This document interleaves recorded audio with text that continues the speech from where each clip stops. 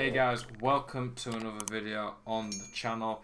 In this video I'm going to show you how to take free kicks and pretty much be able to score every single free kick you ever get from this position on FIFA 21.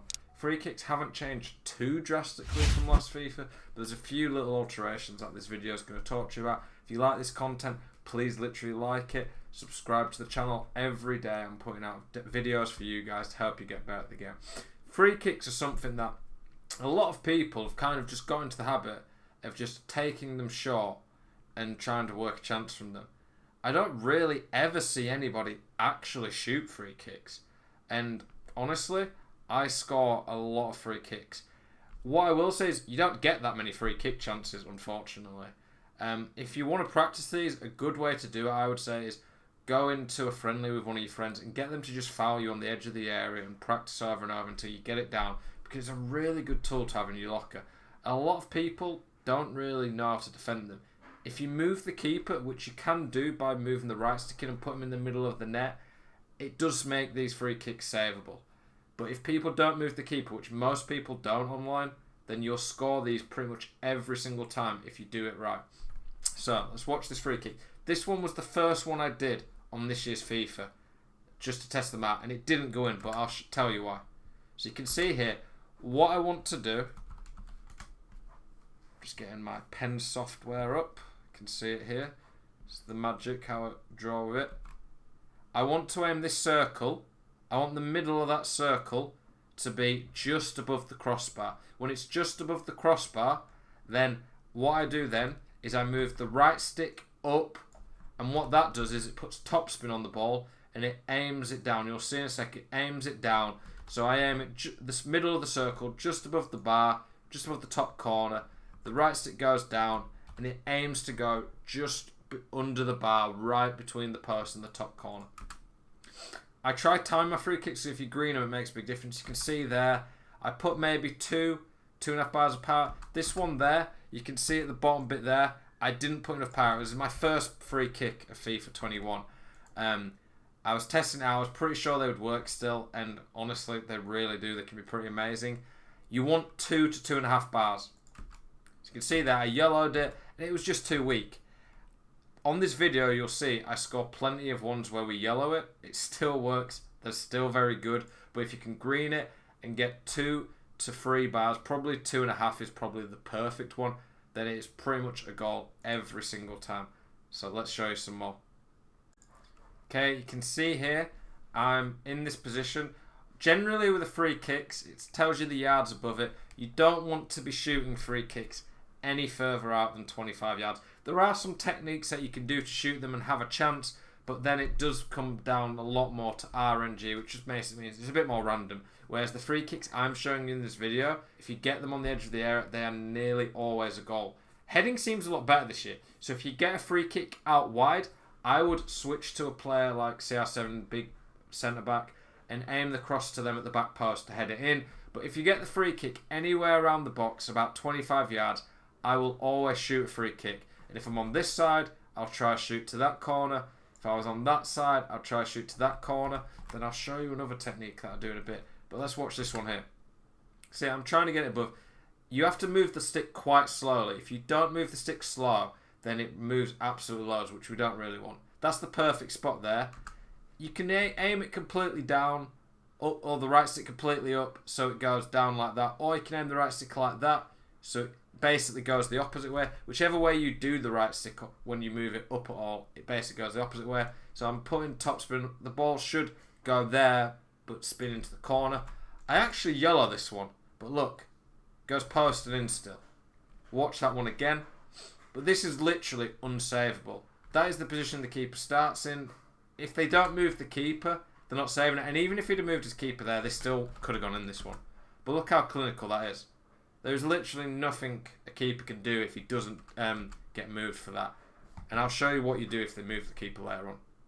Okay, a nice quick one here. It's on the opposite side of the net. It works the exact same technique on both corners. Obviously, by the way, the stats you really want to have for a free kick taker are basically curve, shot power, and the most important one, free kick accuracy. The free kick accuracy basically makes it the circle that you aim with, so you can see this here. When you put more power on, So there, when you put more power on, that circle will be smaller. That circle is where anywhere within that circle the ball can go. You can see now, I green it, and when I green it, I have to move ever so slightly. I want to freeze it at the exact bit. Let's get it at the exact bit. It's quite hard. It's quite hard to get it froze at the exact bit.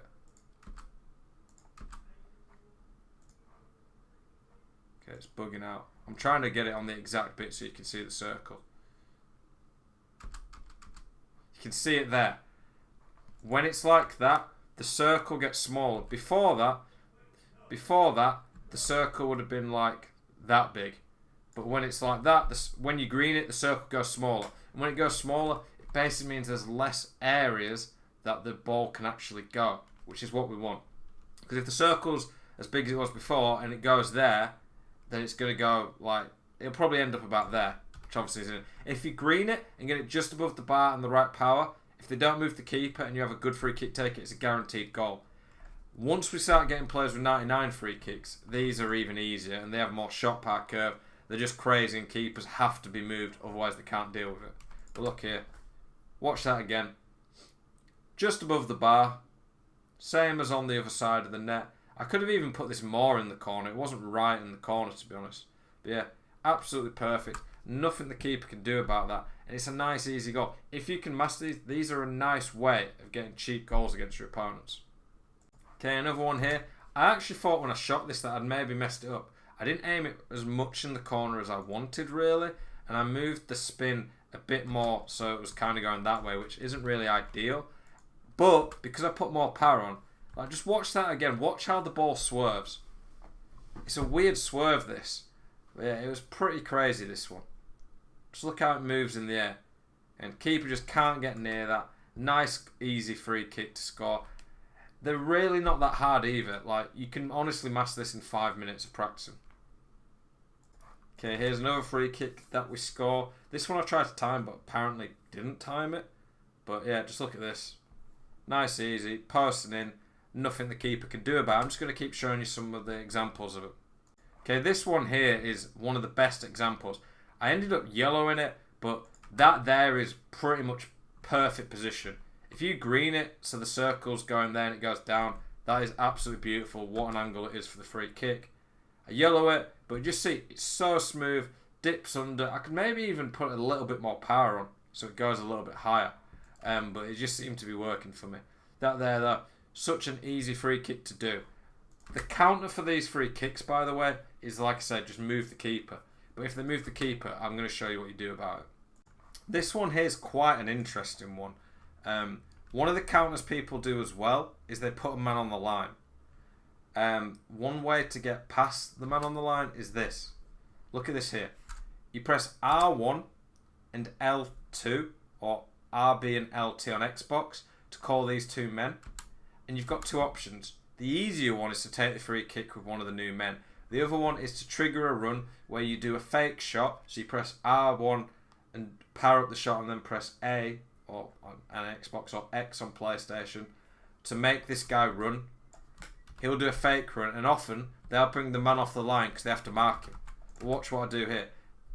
As he's running up, he thinks that I'm going to make this guy run here, so he takes his man off the line to try and mark me. And then I just take the free kick with him and it goes top corner. You need the men who it calls to be good at free kicks still, but that is a really easy way of scoring the free kick still that people don't really know about. And if you look, that was Hazard's left foot. I don't know if this is glitch, but Hazard's right footed. And on Hazard's left foot, he scored it perfect. And my opponent just wasn't ready for that. Okay, like I said, a counter a lot of people use is rather than put the man on the line, they move the keeper. So the keeper's natural position here would have been to probably be there. And then that's where you just put it there and put it in the top corner. But when they move the keeper, and they normally move him to about the middle here, they might move him there. But if they move him there, you could still maybe put it in the top corner. Aim to the opposite corner. I aim to the opposite corner and I move the right stick that way. So it ends up going that way with the spin. And it just goes over the keeper and into the top corner. Just look at this again. I think I yellowed this again. Like, Last year it was a lot easier to green them. Maybe it's just I'm out of practice. But even when you yellow them, they go in a lot. But if you green them, they'll go in every time if they've not got the man on the line, moved the keeper right. See that yellow? And that was right between the posts. There's not really a way to stop these free kicks if you can do them perfect. You can take them with the second or third man. If they don't fall for that, you can always make a run with those men, and they have to mark those, because if they don't mark those and you pass to them, it's an easy goal. If they don't move the keeper, you just put it in the corner. If they move the keeper, you put it into the other corner. The key, though, is to getting the power, accuracy, spin, and placement right. If you can do all these, they're very easy goals. And like I said, make sure you have a good free kick taker. Make sure you, in your roles and your tactics, you pick the right one.